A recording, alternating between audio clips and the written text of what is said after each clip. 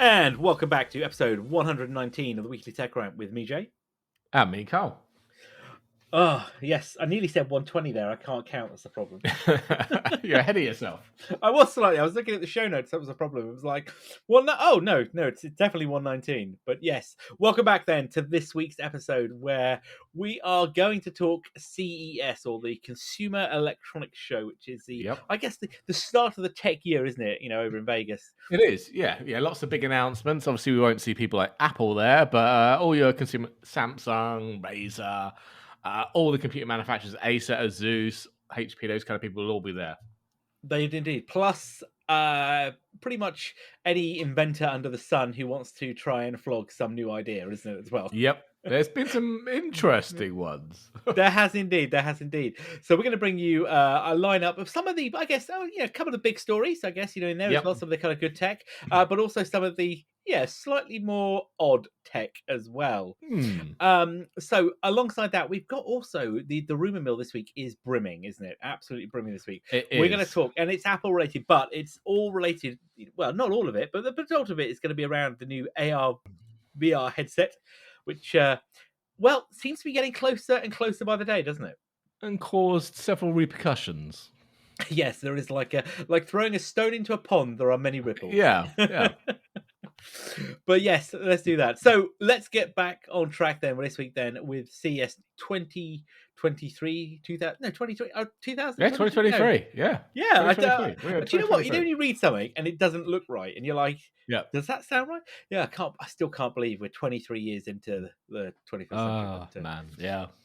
Yes. Anyway, so yes, what have you got, Carl? So give us your intro into what's been going on, obviously, and what the kind of highlights here. Yeah, so I've grabbed a number of them, five or six different bits and pieces to talk about, and I'll keep them brief. But there were things that kind of caught my eye for one reason or the other. I think so. The first one was PCI Express Gen 5 SSDs. So we've been waiting a while for these, and we finally started to see these at the light of day at CES. And boy, are they fast! I mean, I'm still running a Gen 3, and yeah. So I think AData and MSI announced we're showing their pre-production versions, but they're apparently due out shortly.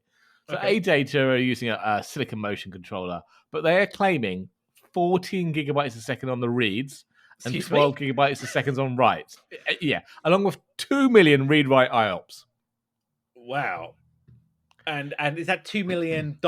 Because there was surprise, no pricing. What I can tell you is both of them actually had some very, very beefy heat sinks on them.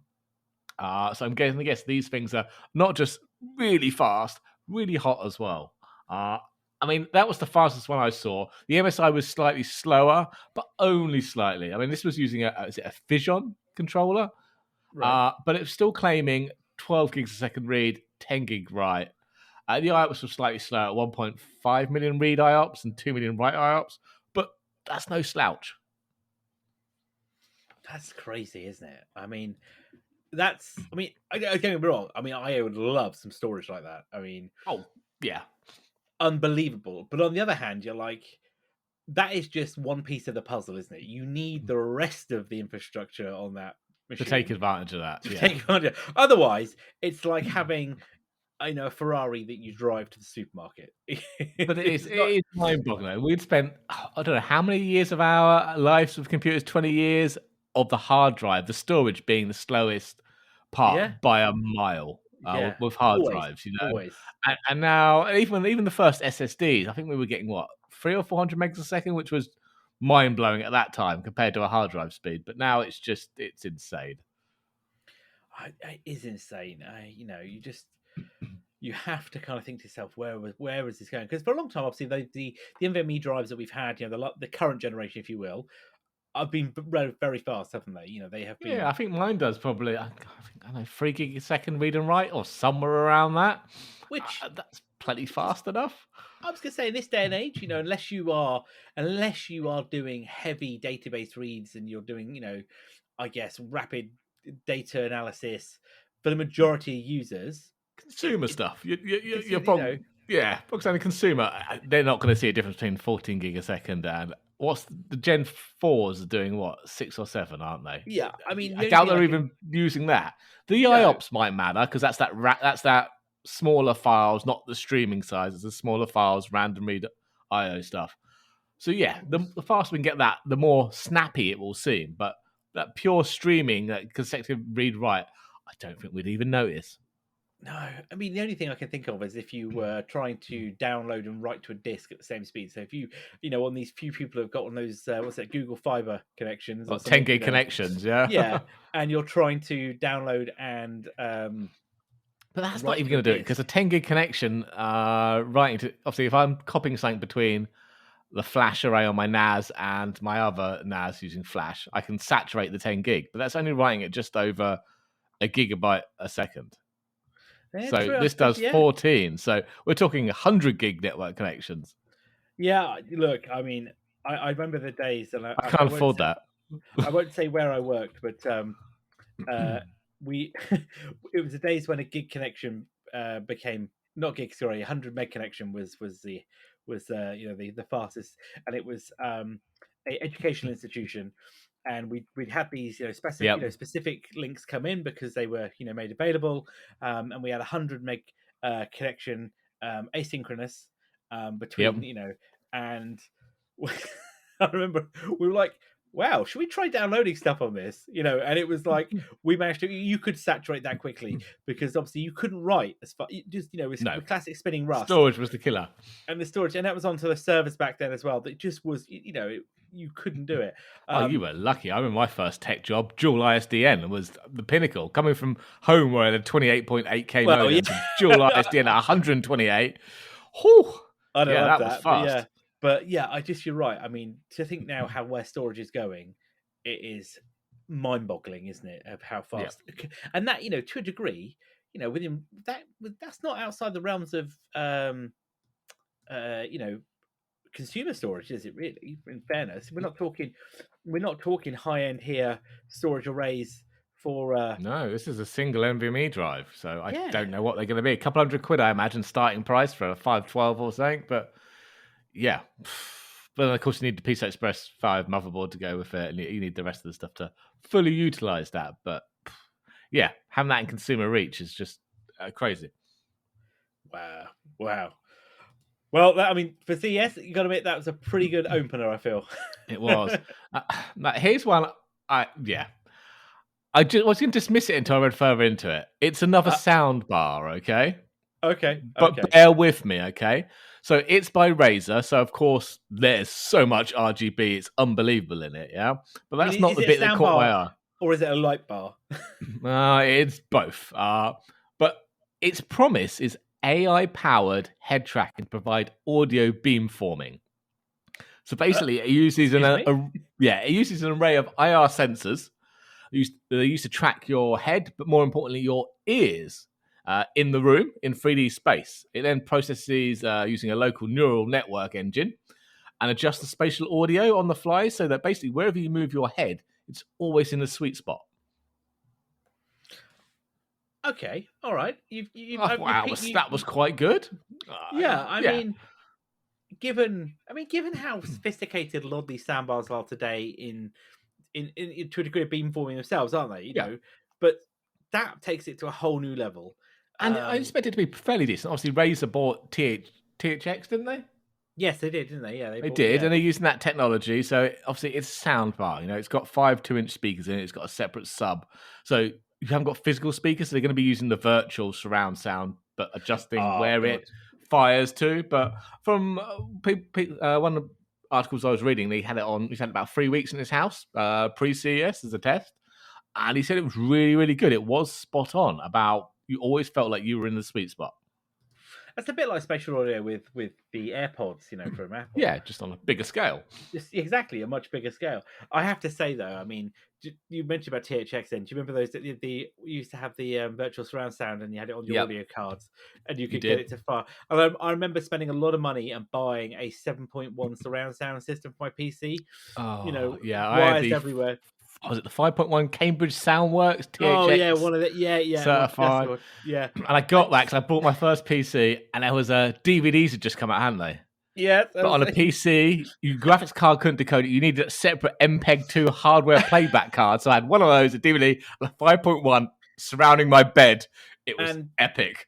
My decent Sound Blaster card, that had all of the IO ports. Yeah, that was it. Oh, yeah. But I remember hearing my first surround sound. I think it was Armageddon. Oh, God. And I had it off the Blu-ray on the big 27-inch chunky CRT, and the asteroid comes from behind over the top of you, because you're on the moon, or the video's on the point of view of the moon. Wow. Yeah, I was blown away by it. It's quite good. It is quite good there. But yes, that was far too much cabling going on there, I have to say. yeah. Just a tad. I'll tell you what, on the view, on that point, on the view of, just to kind of give you a balanced one. So then on the view of, you've got your surround sound there, yeah? Yep. So watching a film. How about smell? Is this smell-o-vision? Not quite. So this is the aptly named Aroma Shooter. Aroma Shooter? Okay. Yes. So this is a tech sort of appendage that you wear. Those headphones you could get that you wear. Appendage. I'm worried now. Yeah. Yeah. I know the ones that go around the back of your neck to the front. Yeah. So imagine that sort of bit that goes around the back of your neck that then has two arms that sort of positioned under your chin area, and in those chin area they have solid state, what they call cartridges, that have a variety of different flavors, sort of smells, etc. in there. And basically, this works the same way as one of those plug-in, diffuser things that you get in your house. The difference is here that this works on what it translates the smell from what you're watching on the screen. So the same way, your hue lights change depending on that. Now you get smells coming out that integrate, as they say, into your favorite movies. Okay. This could be very interesting. Was there a price? How much would we have to pay for this one? So there isn't a price yet. At least I didn't see one. See one, right? Okay. When I was taking notes. Oh no, tell a lie. I've just had a quick look. There is now a price. So the Aroma Shooter is what was it? Just shy of $1,000. Whoa. I mean, that soundbar was only $400. And you get 6 cartridges, and cartridges can be bought separately for $54. Apparently, they're also going to be doing an AR VR version called the Aroma Shooter Wearable, which is going to have a crowdfunding very soon. But apparently they built it into games as well. So not just films, it can do games, and it's not liquid or gas. It's solid. Whatever they're using. Right. In the Okay. is solid. So they're heating some solid element up, are they? Clearly are. Yeah. But. I can imagine in VR, in DCS, and I crash and burn, I can smell flesh burning. But apparently, it would add to it. Well, yeah. So apparently, there's already a community that have created loads of smells, custom smells. I can't believe I'm saying this. And apparently, I have one of the quotes I read because I thought it was brilliant. That somebody's quote that there's a Resident Evil 4 remake trailer. The one that's come out recently. Yep. That apparently that they've created one that smells like wet earth and Spanish sage. And Spanish sage, because why not? Why not? Yeah. So it is basically, it's some kind of smell collar, I think is probably the way to describe it. Well, I thought that would temper your soundbar with a Aroma Shooter. Okay. So we've got the sound, we've got the smell. Now we need some vision, don't we? Go on. Okay.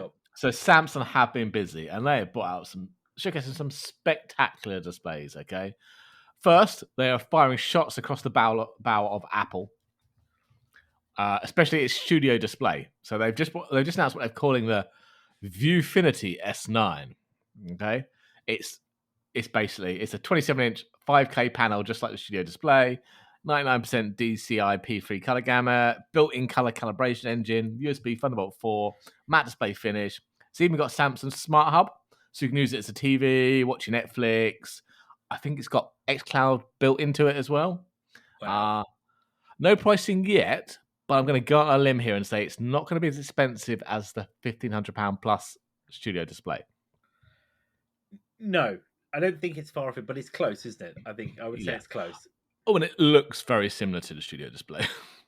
Yes, I I'm did not see it. saying they've kind No, of copied it, but I did see a picture of it, and I have to say, I think if there was no branding, nothing, and you did a quick take, you could easily mistake it for an Apple device. Yeah. Okay, but yeah. Oh, and sorry, it's also got a 4K webcam built in, unlike Yes, the Apple display. yeah, well, but it was a bit similar to that Dell one we saw the other day. Do you know that 6K Yep. Dell one that we talked about offline? I should add. The Dell have built one, haven't they? So yeah, I mean, why not? Cameras Yep. now are. It's a good idea to bundle it in because you want so much video conferencing going on. Okay, all Oh, right. exactly. The other one was the one which me and you both want, but I don't think I've got a desk big enough for it. Is the newly announced Odyssey Neo G9. This one's coming in at 57 inches. Of course. Uh, of course. Now, this is actually the one that AMD were teasing at their RDNA 3 event as being the first 8K ultra wide. That's not technically true. It's not 7680 by 4320. It's in fact two 4K side by side. So it's 7680 by 2160. Still, that is a lot of pixels to be pushing. It is, isn't it? And do you know what? I'm not really bought into 8K at all at the minute. I just think it's No. complete. Obviously, I'm not saying 8K isn't fallacy. We know 8K does exist, but what I mean is, to be fair, 4K still isn't really mainstream, is it? Realistically No. speaking. So 8K is kind of, yeah, it's great to have, but the reality is you're always going to be downsized. You're not going to be upscaling to. Well, sorry, you're going to be upscaling to 8K. You're not going to have any Yeah. real true native content because nothing's pushing it out realistically. No, exactly. But, I mean, it's nice to have. Did you see? And I wonder if it's in your notes. I'm not sure, but did you see the LG 45-inch, the LG 240 hertz Ultra Gear 45 GR95QE curved monitor? I did not. No. So this is LG's latest gaming monitor, 45 inches, 21.9 display ratio. It is ultra wide. Yep. And it has a 98.5% DCI 3P wide color gamut. 98.5. That's practically all colors, isn't it? That's pretty much 1.5 million to 1 contrast ratio. But what's it using? Is it OLED or? Yeah, OLED. Yeah, OLED. So it's got nice deep colors. 0.3 of a millisecond response time, and it has 240 hertz refresh rate. I mean, it's stunning. I mean, there's no tearing. Some of the videos I saw, ultra responsive, but the colors is just amazing. It's cheap though. It will set you back 1,700 on that. Yeah, there was no price for the Samsung either. Yeah. I'm gonna guess it's not cheap. But yeah, looked very, very nice. I think the LG's I could probably get on my desk. I mean, 45-inch LG curved monitor. I mean, if you want to send one for review, LG, we will test that thing till it's ready to send back. I think I was thinking though that resolution for that Samsung that would be ideal for work. The amount of screens I could get or windows I could get on that screen would be great. I couldn't power it for gaming though. Well, I was also going to say you could have. Yeah, I know where you're coming from. There'd be so many little windows you wouldn't be able to actually read what's in them. I have to put the old DPI setting on Windows up to 150. Couldn't leave it as native 100%, could I? No, yeah, and then obviously at that point, then you're like, oh, I've still only split the screen 4 ways because I can only read it that way. But it is impressive, though. I have to say, there is no doubt about that. That is, a stunning monitor. And those Odyssey range, let's be fair, we've been wanting one of those for a while, haven't we? Eventually. Yeah, eventually, maybe one day. One day. Did you see some of the weird laptops? I did see a couple of them. Yes. Do you see the Lenovo's? What's it called? The Yogi, not Yogi, Yoga Book, isn't it? The Yogi Book 9i. The Yoga Book. Sorry, that's the one. No, I'd rather it be called the Yogi. Did you see the Yogi Bear? Yes, I did. Yogi Bear. Yogi Book. Yeah, that's the one with the dual displays. That was it, isn't it? The Yogi Book 9i. As you say, flip over and it's e-ink, isn't it, on one side? Color e-ink. Color e-ink. Is it? Oh, it's not the one I was looking at. That was that was a twist. Sorry, apologies. Yeah. That was my apologies. That was the ThinkBook Twist. Sorry. It was. Yes. No, this one's a pair of 13.3-inch 2.8K OLED screens stacked on top of each other. That's right, and it kind of it. Well, I saw a picture of somebody holding it, and it just reminded me of that Microsoft Surface Duo, but like supersized. Yeah, it was like that, and, the keyboard wasn't attached, it was a Bluetooth keyboard, it came with, like, a kickstand, so you could either have it as the 2 horizontal stacked on top of each other, or just turn it over and have 2 verticals, side by side. Look, I touchscreen laptops. I have a real problem with. Yeah, Real I've problem with. got several, I don't ever touch the screen. I think it is the most overrated piece of tech known to man. Hmm.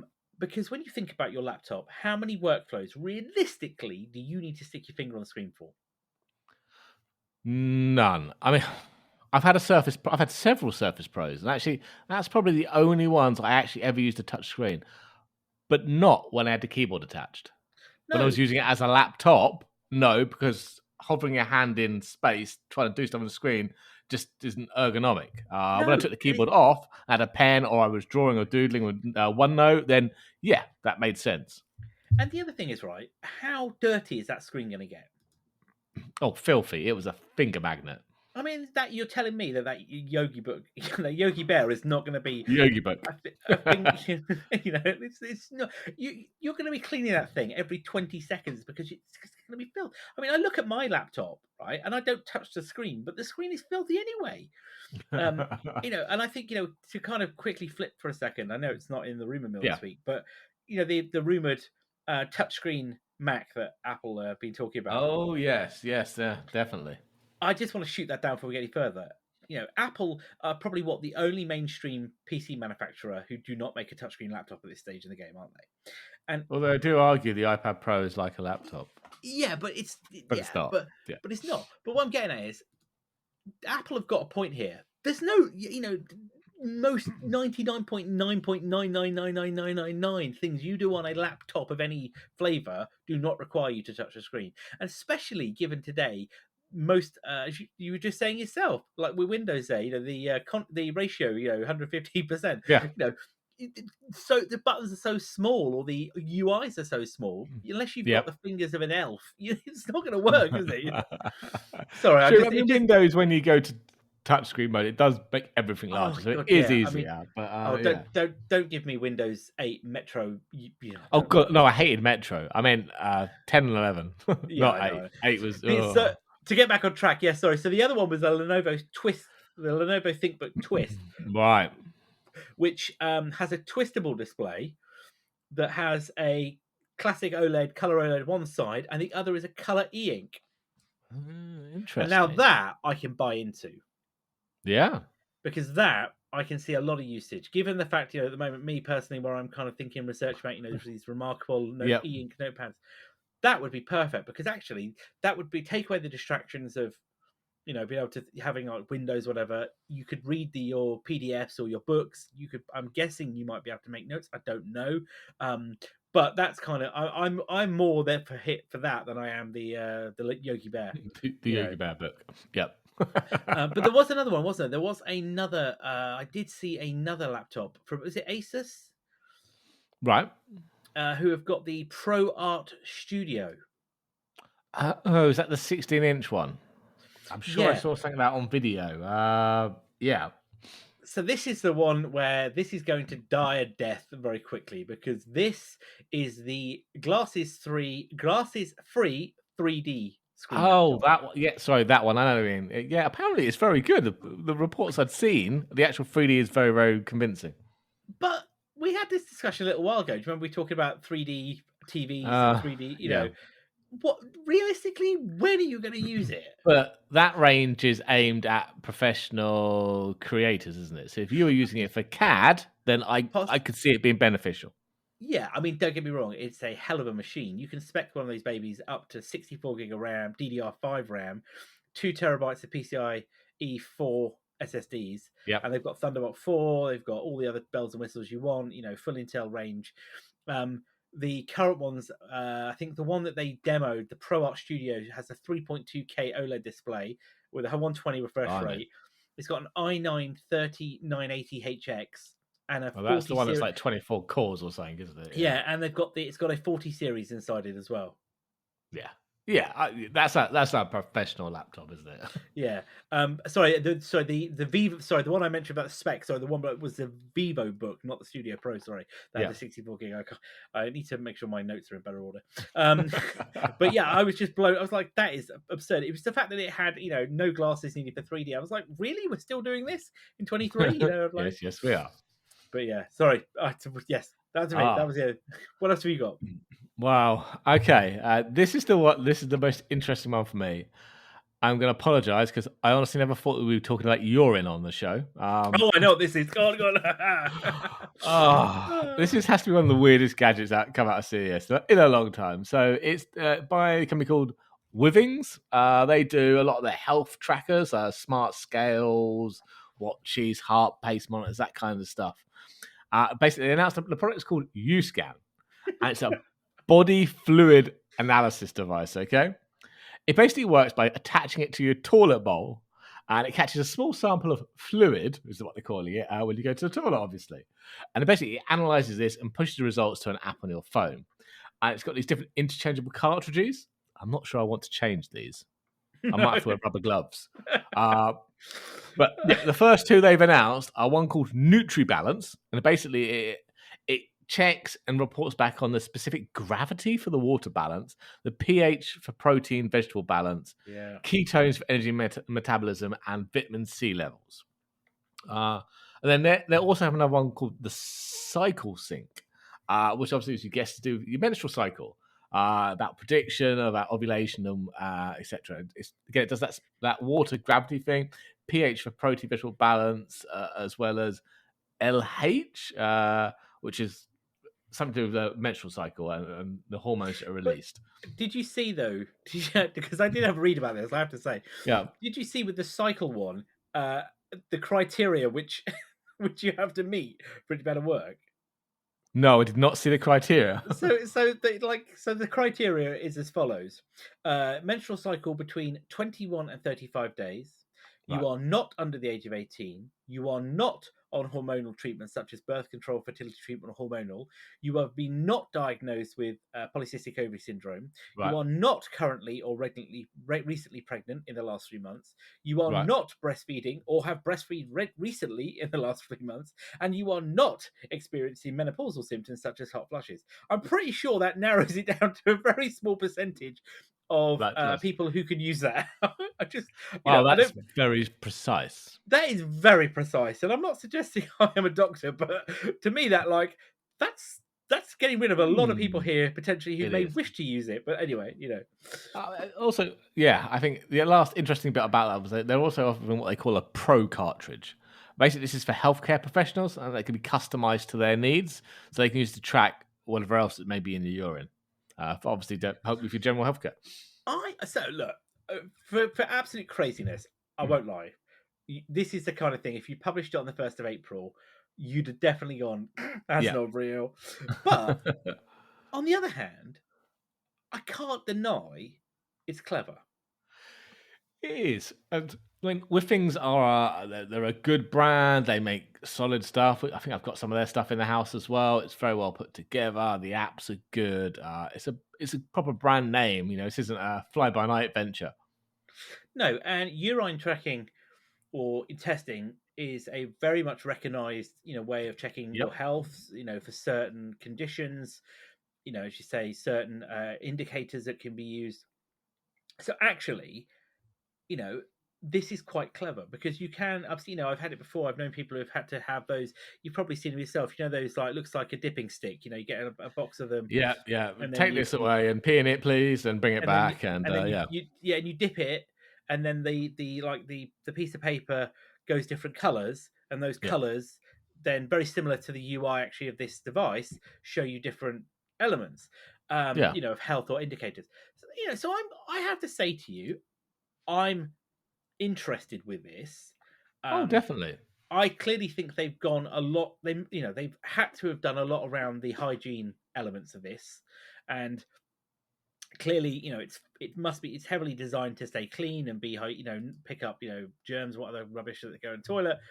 And part of me's like, I can actually see this probably being the start of actual decent things.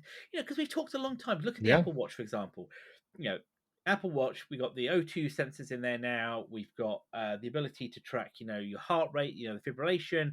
We've seen improvements around cycle tracking there as well, obviously from a different perspective, which is doing temperature, as we know. The whole thing is around blood pressure next, isn't it? Glucose monitoring. These kind of things. We're getting into a life now where actually people want to take control of their health, or at least the indicators of their health. And actually, to me, joking aside, not taking that. Sorry. I think this is quite an impressive bit here. I'll be really interested to see what else they release. The cartridges. Yeah, definitely. Oh yeah, exactly. But it wasn't cheap though, was it? Oh, I did not see a price on it. I imagine this isn't £500. Okay. So 500, and it's in pounds. It's 499 and 95 pence, and you get one reader, one cartridge, which is Cycle or NutriBalance, that provides 3 months of testing, and then you have the choice to subscribe to automatic refills, which is £30. Well, £29.95. Why not just call it 30 for monthly, or buy standalone cartridges with things.com. The professional one is price on demand. Well, it doesn't surprise me. Oh, yeah. They'll be available at the end of Q2, I think was what I read. And then the other thing I read somewhere else was this is made me think. So I had to think about this. Right? I was like, well, this is great, right? But not to be too gross here, but if you live in a house where there's a family, you're not the only person that is urinating. Yes. But apparently it can be set up to detect individuals. Okay. Yeah. I mean, how's it doing that? Is it a camera? I have no idea. I really hope not. Yeah. So, because that was my question as well. Because otherwise, this is pointless, isn't it? Realistically, unless you live on your own and nobody else ever uses your facilities, it is the most pointless. You have a guest. You're not allowed to use the toilet. Why? I've got my U-scan in there, and I'm like, sorry. But yeah, so apparently it can detect individuals, which I suppose is probably not a bad thing, is it? I presume this is going to be battery powered.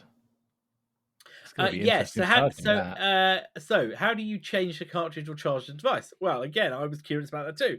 So apparently you simply remove the U-scan from your toilet, follow the cleaning instructions, like you say, get your rubber gloves.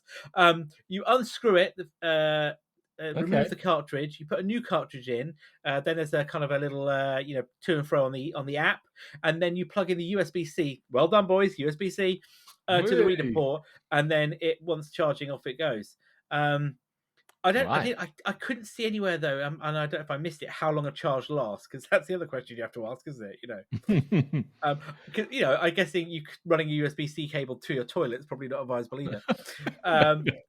Sorry, quick charge, 150 watts to the toilet. Yeah, sorry, I was waiting for you to bring this one up. It's brilliant. Right, what have you got for us? Was there anything else I missed? Anything that took your fancy? So I had the aroma thing. So there's a couple of crazy stuff first that I wanted to talk about. So one of the crazy things that we did talk about was we mentioned it last week actually, which was the Sony. What was the car called? Oh, their car. Oh, yes, it was some silly name, wasn't it? Oh, and I just the Afeela. That was it. The Afeela. Afeela, yeah, that was it. Yeah, so apparently, I wanted to come back to this. So the Afeela, apparently, the name was puzzling me. So apparently, it's Arabic, and it's right. According to Sony, it's numerologically associated with several kind of traits: companionship, grace, and prowess, social prowess. Though also feeling, the sense, Yeah. So apparently this is a follow-on from 3 years ago when Sony turned up to CES with the Vision They did, yeah. S. So this is a follow-on from that, which is now following the partnership with Honda. We get the Afeela. So as we talked about last week, it's a EV, electric vehicle. Comes with an integrated PS5 because of course it does. Is it? It's got an actual PS5 in it. It does have a PS5, yes. It does have a PS5. We also mentioned it was AI powered. There are visions of RoboCop and Terminator going wrong here, isn't it? Knight Rider. So So do you remember we talked about there was a huge LED panel, wasn't it, on the front of the car? This is Knight Rider. Yeah. So, and do you remember when we plugged in, it said it Yep. was charging, didn't it? It said what the percentage Yep. was. So the worry that some people or critics have come out with is like, will it be used for advertising? Oh, And like, it will. and they were like, could it be used to like basically reduce the cost of the car and you have adverts running on it?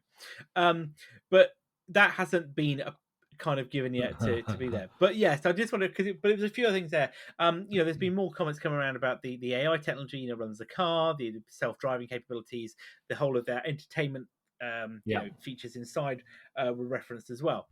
But it wasn't the only car that was announced at CES this week as well. So Arnie turned up. Arnie, as in get to the chopper. Yeah. Right. Okay. Yes. And he was there to launch the BMW D. Oh, the D. I didn't realize they'd taken that to CES. That's the color changing one, isn't it? You can change the design of the car. Yeah. BMW's D, which stands for Digital Emotional Experience. Yeah. And basically, as you say, it has weird color changing panels all over it that was changes it now. So the original concept had e-ink, so black to white back. Now it's called the iVision D, and it has 32 different color gamut across it, including the wheels. The kind of, I guess, what would be the alloy area. So Arnold Schwarzenegger launched it. He was also involved in a promo video as well. And there's a new film coming out called the D Movie, which is... Oh, really? Oh, man. This sounds terrible. So the D is coming in 2025, according to BMW. And they feel that, this concept of changing colors to emotional state, where the car is, will become normal.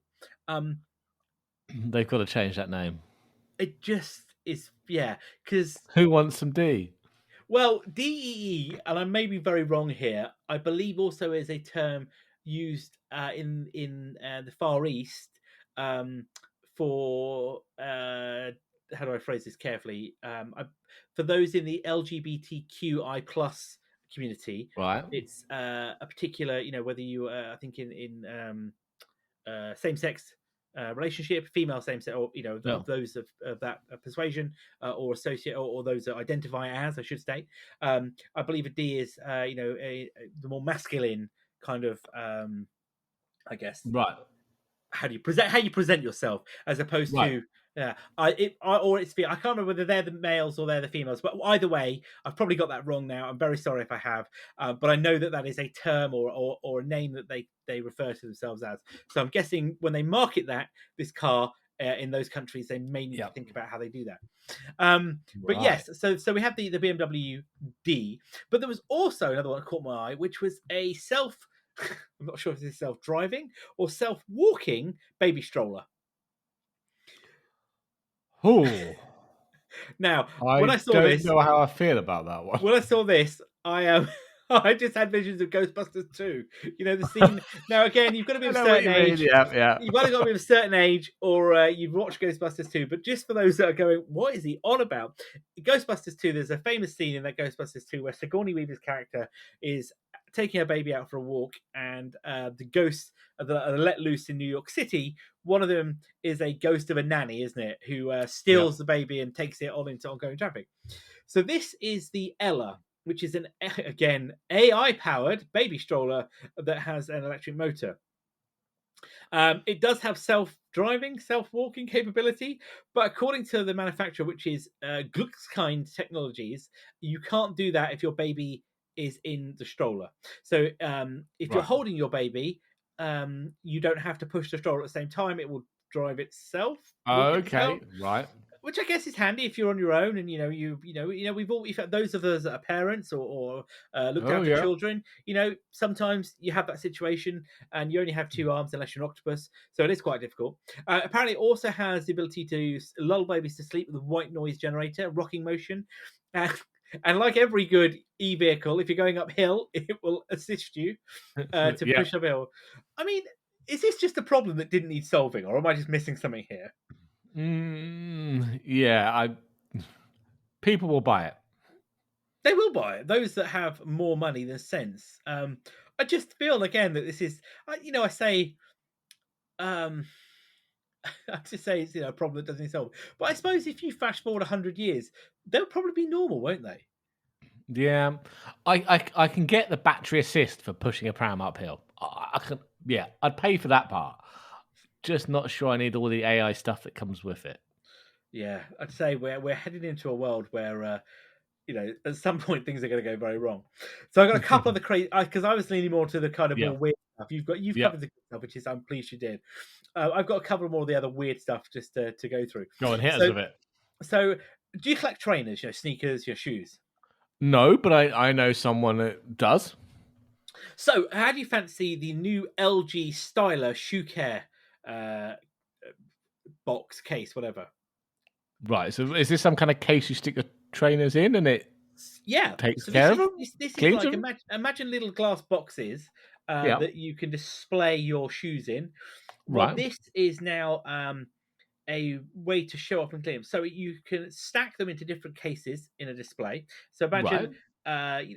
a little glass box, square box. The shoes are in there. They've got a light on them. There is a deodorizing. What they call true steam nozzles that refresh the shoe smell. They soak up moisture, and apparently you can deodorize 4 pairs of shoes in about 37 minutes as well. Okay. I didn't. I mean, so I know there are people out there that collect. They call it what they sneakerheads, isn't it? Is that the right? I think that's the right way to Yeah. say Yeah. it. Definitely. Yep. And it's a big thing. Yep. It's a big. I guess thing. If you're into that kind of thing, you want to keep them clean. So this, the new LG Styler, I saying the words just makes you go crazy. It is great. Apparently, you can do color. So there's a full color UV protection. So of course you don't want the sun bleaching them. Yep. You can put other things in there apart from shoes. They apparently, according to LG, handbags, hats, whatever. Right. Um, Okay. that does colors of black, white, yellow, blue, pink, and dark green, which is yet to be confirmed. And it is wireless, of course it is, and it comes with its own mobile app. And they're stackable, of course. But it's just Right. So nuts. this isn't something you buy and just put your trainers in to clean them and take them out. You basically buy one for each pair of trainers. Yeah, you are. This is Right. your. How This much are is these? yeah. Well, there isn't a price that I've seen. I might be Okay. wrong. Right. And the notes I had, unless I missed it, I didn't see a price. Um, so I'm guessing. Right. I'm guessing though, if you've got to ask, you can't afford it. Is that it? Yeah. I'm gonna. Yes, I'm going to guess that. So there was that. Hmm. There was I got one final one. I got a few other crazy ones, but the one final one, because we could be here all night, is so was it what's the the Chris Nolan Batman films? What's the final one? Batman is it Batman Returns? No, what's the last one? No. The Dark Knight, isn't it? No. No. Oh god, brain's gone dead. Anyway, you obviously in that film you've got Bane, haven't you? The Yes, you current have. Yeah. Bat guy Yeah. who wears a mask, doesn't he? He does indeed. And he sounds like quite angry and distorts his voice. Well, imagine you could have a mask that allows you to speak as loud as you want in public places, shout down the phone, but nobody can hear you outside of the person that you're talking to. Right. Okay. So it's like a sound concealing, muffling kind of device. Yeah. So this is the voice silencing mask from SkyTed. I mean, the company names are. I mean, these amazing. So this is the SkyTed mask, which not only is a mask in the sense of open air mask. It has a minus 25 to 40 decibel silence sound silencer. It also has a bone condensing microphone in there. And you basically can speak as loud as you want on the phone or whatever. I'm guessing it's your phone because you're connected to you, so you can be on a Zoom, whatever, and nobody can hear you apart from the alarm muffle. Wow. Okay. I was intrigued by this. I mean, I was like, And yeah, do you actually look like Bane? I mean, I'm guessing there's yeah, you some do. big contraption around your face, I'll, is it? I mean, I'll pop you the link over. They'll be in the show notes. I get a laugh. Let's have a look. This is, so, and it's strapped on your face. Oh wow, it is very Bane, isn't it? Yeah, I mean, this would be quite handy, I guess, if you're in public place. if you're, I don't know, on a plane, I don't know, maybe that's not the right one. Maybe at home, maybe you live in a house and you want to play games, and you're on like we're playing multiplayer and you're shouting. If you're one of those 12-year-olds that shouts down, I can see it. So apparently it uses the same kind of noise cancelling technology that you get in headphones, so reduce loud noises. Okay, yeah, with microphones. makes sense. But yeah, slightly different. There was a lot. I will say there was lots of other weird things. There were from aromatherapy shower heads to cutting boards with screens built in, so you can see recipes while you're cutting up the thing. Talking of Samsung, I knew there was one more I wanted to cover. I just remember I had it scribbled down. So Samsung released a what do they call it? A AI wall oven. An AI wall oven, right? Okay, so it's one of those built-in ones, yeah. So this is one of its new home lineup. So this is a it has what they call it. It has it's what they call the spoke range. So it has a 32-inch screen with a 4-door what they call Flex and Family Hub trademark, and advanced AI Pro cooking for the AI oven that assists in producing meals. Right, so but it's got a screen as in a screen, yeah? There's a full screen on it, on the oven, the AI piece of the oven, so it recognizes. So basically, here's the deal. So the AI oven basically allows you to put stuff in, cater to dietary preferences. This is their blurb, not mine. So apparently, it optimizes whilst it's cooking. It monitors the food. If you tell it what you're cooking, using standard recognized dish, using a cooking mode, temperature, and a time the oven recommends, it then even will notify the user through an app about prevent burning. It's got cameras in the oven and the AI technology, what they call Sense Inside, that has burn detection and food recognition. And it currently recommends 80 different dishes and ingredients. And that's not really a lot, is it? Let's be honest. No, that is not a lot at all. The best part is you can integrate it with SmartThings Cooking and Samsung Health to provide dietary goals and workout recommendations. I mean, my God. I mean, please save us, somebody. Please save us. But yes, the crazy tech this year's that sounds pricey. CES. Of course, CES ran for the whole week, and there were many announcements. We could spend probably several hours talking about it, but hopefully that gave you a little insight to some of the crazy tech and just mind-boggling announcements that were happening this week. Yeah. So then, Carl, I think it's probably a good idea to...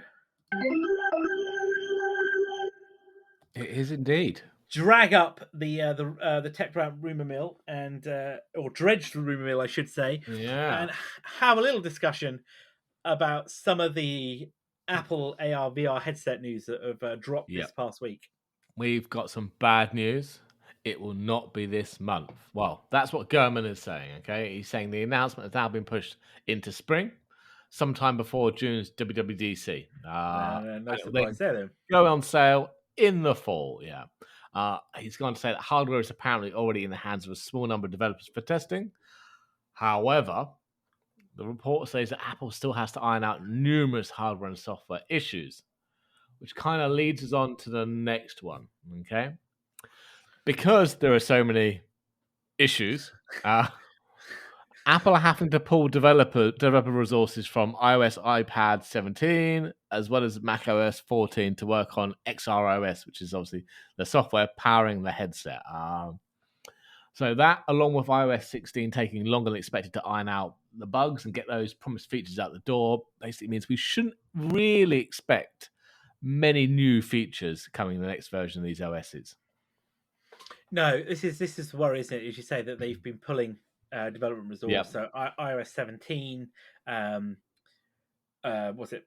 macOS 14, 14. I was trying to think of what the current one is called, isn't it? My brain has gone blank. What is the current version of macOS called? I should know that. I'm talking to you on a Mac. You stare at every day. Ventura. So the sequel to Ventura. Again, we're not going to see, as you say, massive spec bumps in those OSs. More of the, I guess, minor feature releases than opposed to the big name drops. And I think the hardware piece from the AR headset being pushed to later in the year makes more sense, given that Dub developer conference. You're going to want to have selected developers, as they've done, go on stage. Yep. Tim will probably talk about it, announce it. Of course, it'll be the big hardware news, won't it? Yep. They'll bring out a couple of developers to showcase what they've been doing with it, and then Yep. obviously invite the rest of the community to take part, won't they? Of course. And I think of course, yeah. Very similar. Do you remember when they announced things like the metal, the metal? Oh yeah, library yeah. of And they had games I think- developers on, didn't they? it's the same way of doing it, isn't it? Those sort of things. Yeah.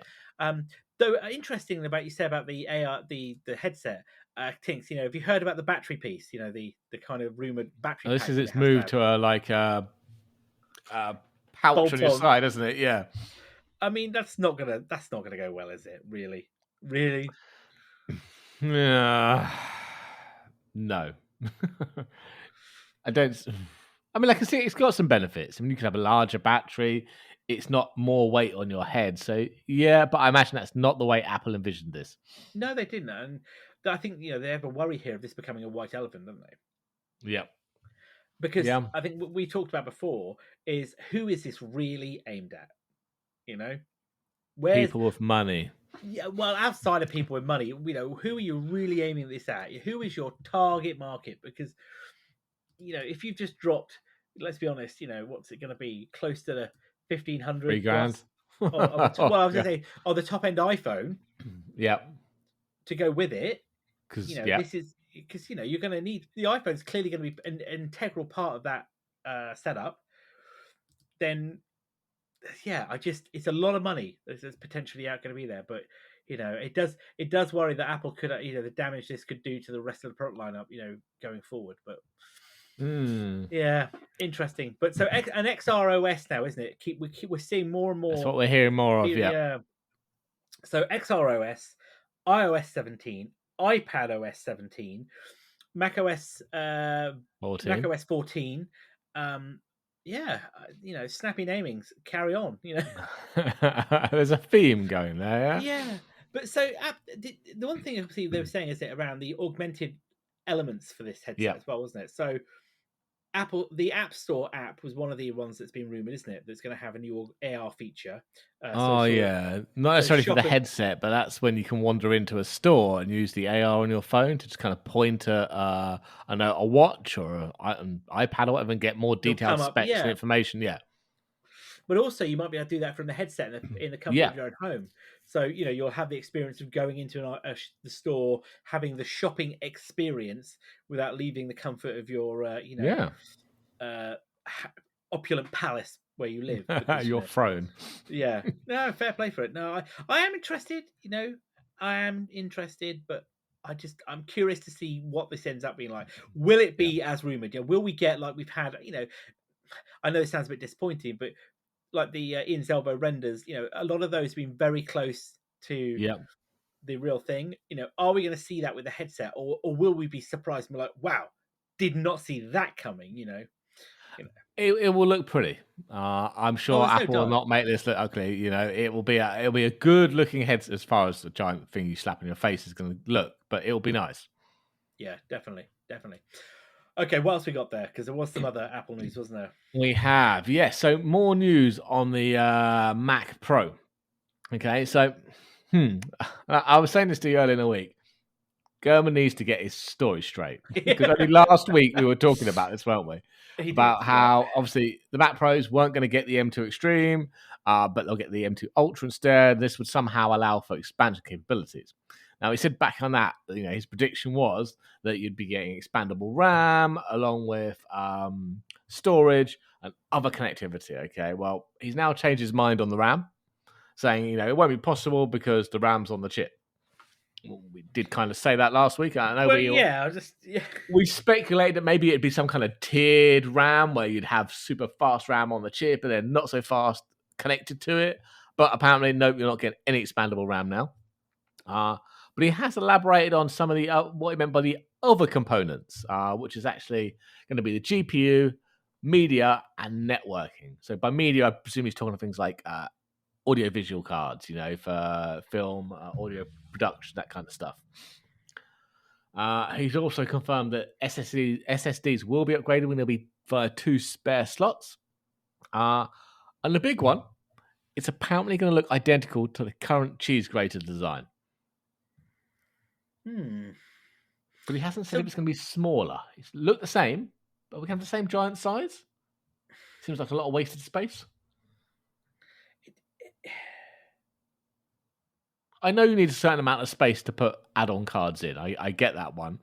But the current motherboard and CPU and RAM in the Intel one is rather large compared to the real estate needed for the Apple Silicon.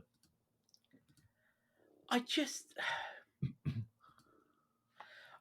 yeah, back to your first point. Gurman needs to get his story straight. Yeah. Okay, that you know, I'm sorry, but you can't. 1 week is this, that is. We are talking effectively the same machine now, Yeah. and Are I you think, just guessing at this point? well, yes, who isn't? And I think as we talked about last time, Yeah. that who is Apple really aiming this at now? Because that machine, whilst exceptionally powerful on paper, Yeah.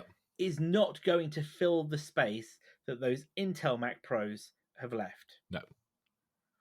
No. Even if you spec that up to the absolute limit, and it's a monster of a machine, do not get me wrong. If you go by Gurman's point that there will be spare slots, graphics, media, networking, how is that going to realistically work? Given that we at this stage in the game, unless they are all Apple branded, we don't know of any third party, bolt capability. You can't use, graphics cards with an M powered Mac. You can't bolt in additional cards. External peripherals are pretty much in a short supply, are they not? In that sense, They are. I mean, if you're going to do this, you need to be an NVIDIA on board. Because yeah, that's what the industry generally uses. Yes, they use AMD, but a large part use NVIDIA and CUDA. yeah, Hmm. yeah. It's puzzling that they would do that. So unless they have now opened up, the architecture of which I suspect it probably was capable of doing that all along. But on the other hand, is it really going to work? I just yeah. Again, we're doing exactly what Gurman's doing. We are guessing as well. Yeah. I'm not. I get that. But on the other hand, it's just where is I just for me, I really want to know who realistically is going to. I'd love to speak to somebody who could tell me that this is their preferred machine. Yeah. Yeah. Yeah. I know it might well be the preferred machine, but I think Apple have taken so long. And the previous Mac Pros, again, took so long to go from the trash can to the new one that you've lost so much of your audience. They've gone elsewhere. They've moved back to Windows because the people making their professional software have had to build a decent version of Windows, or they've moved to Linux. Are they Yeah. going to come back to? Are they going to come back to Mac OS at this point? No. No, and give it, and we know exactly how this is going. We know exactly how this is going to go in terms of the cost, aren't we? As well, Oh, it's going to be ridiculous. This is an absolute. Uh, this is north of 10 grand. Yeah. Absolute north of 10 grand. I just,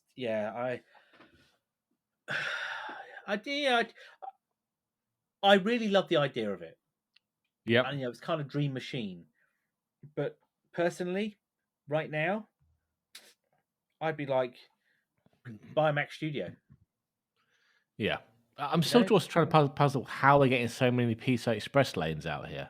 Well, don't get me started on that. Really, do not get me started on that. Because I've got obviously the standard SSD in there and potential for 2 more. So they're 4 lanes each. That's 8. I presume it to be fast storage, so PCI Express 4 or 5. Then 16 for the graphics card.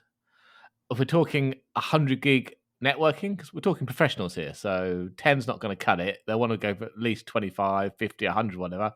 Again, we're probably talking at least another 8 lanes. And for the media ones, 8 lanes again.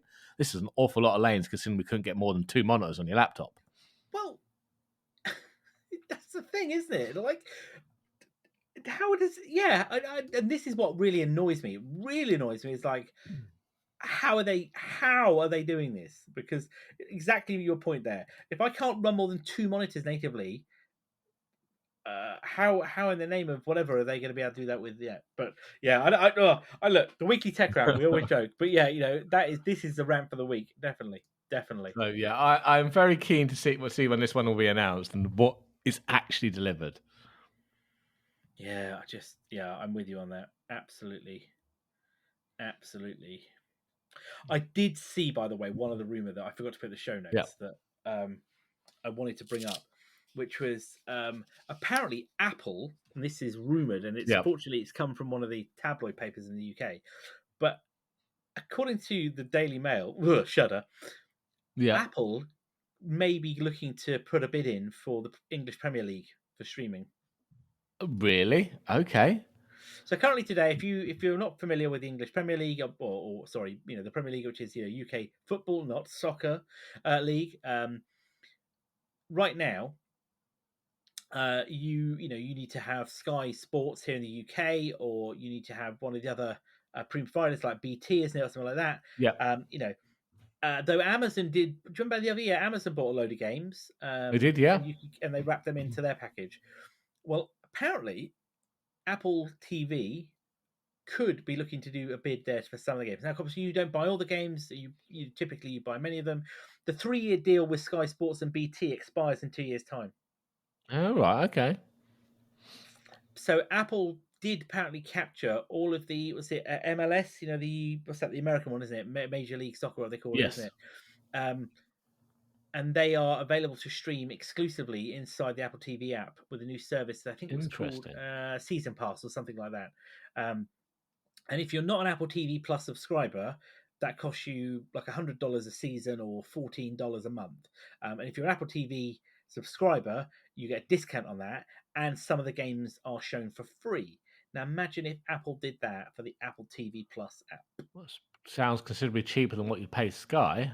Well, I'm also thinking Sky and BT, because you have to pay both of them if you want all the games. Yeah, but from a subscription point, I mean, they would hoover up new subscribers left, right, and center. Who would then be in the Apple TV app. Yeah, definitely. Anyway, just that. Yeah, it was just what I saw earlier. I thought, I wanted to mention that. So yeah. Okay. Right then. Well, on that note, then we will be back next week for episode 120. I can remember that one. You can find us on Twitter. We're still there at TechRant Weekly. At Weekly Tech Rant, and online at techrant.online for all of our show notes and everything we've talked about this week on every other show. So we'll be back next week for all of the latest in the tech world, from breaches to break-ins to Apple, to Android, and everything in between. I couldn't think of something beginning with Z. Oh, Zebra. And with that, so if you can find us, of course, on all of the major podcasting platforms. So if you like us, give us a like, give us a comment, subscribe, tell your friends about us. Maybe don't tell your friends about us. But we'll be back as always this time next week. So I've been Jay. I've been Carl. Have a good evening, all.